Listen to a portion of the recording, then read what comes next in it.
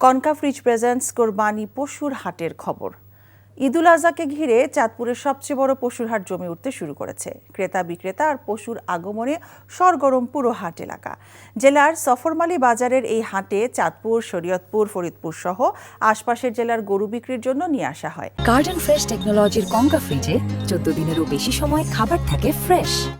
ঈদের বেশ কিছুদিন বাকি থাকায় ক্রয় বিক্রয় কিছুটা কম হলেও বাজার দর দেখতে ক্রেতাদের ভিড় ছিল চোখে পড়ার মতো।